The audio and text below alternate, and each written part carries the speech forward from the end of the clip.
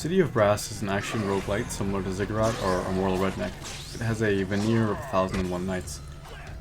The essence of COB is in its whip. The whip has enough mechanics to populate a dozen body shops. When you whip it, you can whip it good. To the feet and they fall over. To the head and they're concussed. Do the skeletons have brains? To the arms and they drop their weapons. This sounds cool in theory, but in practice when you whip you'll be happy to hit anywhere since they all make the whip to stop moving. Most boss fights in the game require heavy use of the whip since it's the only thing all the characters have in common. The whip can grab things from far away, it can pull things closer to you, it can be used as a grappling hook, it can do the aforementioned stunning, it can activate traps. You do all of these things in City of Brass and you do them often.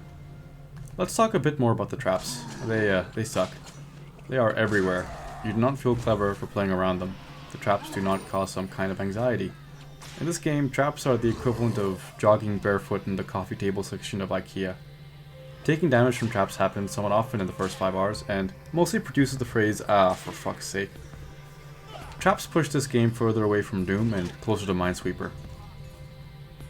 The different classes all have different primary weapons, aside from the 2 reskins of each other you get when you start playing the game. Each newly unlocked class is better than the last. This kinda sucks. I was ready to stop playing forever after my first hour. I stuck with it and enjoyed myself while playing the soldier. The spear is neat, you can throw it. Then I got the brigand with throwing knives, who was even more neat. The genie plateaus the neatness a little bit, but I have a soft spot for pugilists. I imagine it's at the base of my neck. The skeleton with a pure range weapon is the best boy and makes the game okay fun. He makes pew pew noises when he shoots his crossbow. Protect him at all costs. I wish they gave him to you first, or any other weapon than the sword first. The sword doesn't feel good to use. I think the reason for this is the fact that the hitbox and sound don't mesh very well, and the art style makes the sword look a bit like a pool noodle.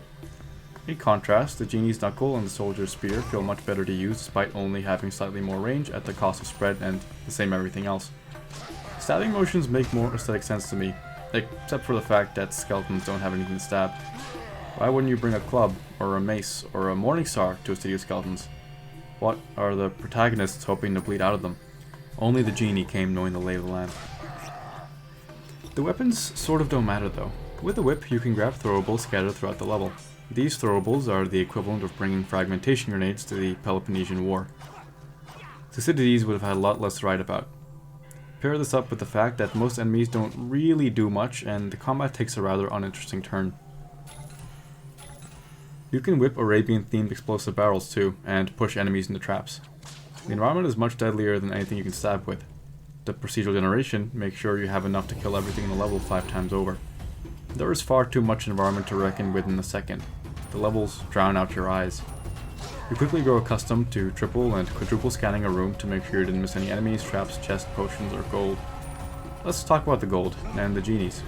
The game has a lot of different shopkeepers in the genies who all do their own thing. You encounter 3 or 4 genies per level, and procure their services with gold. Items are very important. In a winning run, you'll probably end up with almost the game's full suite.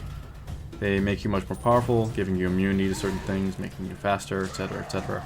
I'm sure you've played a roguelite. They are roguelite items, as this is a roguelite game. You also get 3 wishes, which let you make genies into better versions of themselves. I mean that the services they provide are better, but I'm sure they spend more time self-actualizing after you've made a wish too. I usually make a wish at the item vendor, as even with the higher cost I really need a budget. The eponymous City of Brass is a gold buffet. Very rarely do I not have enough cash to buy the entire store. The game has a dozen extra bits. There's a potion system, and the grappling hooks to go from place to place, and you can whip projectiles back at people. You can even do a cool slide and find secrets. The game is bursting at the seams with more-ness. Even the quantity has quantity. Earlier I talked about how the weapons don't matter because the level is chock full of hazards to use instead. The game is procedurally generated, an avenue Uppercut Studios took because the process of designing every nook and cranny of the previous game, Submerged, was very resource intensive. Because of this, all of the many systems that make up the game are vying for control in each level. Bubbling through a level of City of Brass burns my brain. The hazards that killed me in the first 5 hours were all new before inexperienced perils. The first ventures in the City of Brass are lethal, and all subsequent playthroughs were spent going through a longer and longer checklist of potential problems. The weapons and enemies feel unsatisfying. The pots don't shatter the way you'd want them to shatter, and the whip awkwardly flails on activation, having none of the satisfying snap that you expect from the game's selling point. I was Indiana Jonesing to give this game some non-constructive criticism, but I would be lying if I were to say I didn't enjoy it, and got my money's worth from the game, all things being said. I came expecting a roguelite, which usually means an ultra-refined gameplay loop built around permadeath and item acquisition. COB just isn't that satisfying. I don't like fighting the enemies in it that much. However, it does a lot right too. The wealth of systems are interesting to explore. It is a lot of fun using your whip to slingshot through an over-generated level, not having much of an idea what's going on. Trying to dodge around the enemies while you destroy them on the environment is fun. The game is more rogue than light, with there being so much going on from moment to moment that it's hard not to have fun. Once you get past the lame sword classes you start with, watching the fallout from far away makes the game pretty enjoyable. There's so much game that you can find yourself constantly forgetting about little things. It's some good old maximalist fun. I'll stress a few points. The game is not long, it's not hard, and if you're like me, it's not going to tide you over for a long time. Honestly, I've been playing a lot of roguelites this last year, and I feel like this is becoming more common. I'm okay with this. Just because it's procedural doesn't mean it has to be played until the heat death of the universe. It has the standard modifier suite that rogue games come with now, making your run slightly easier or slightly harder in somewhat gimmicky ways, but I still don't think it has a lot of staying power. The modifiers make the game less fun while not making the game that much more challenging, so I for the most part didn't bother with them. The game doesn't have the painstaking perfection of Doom's gunplay, or the brilliant pacing of a Slay the Spire run. What it does have, however, is a very robust underprinting to have fun in.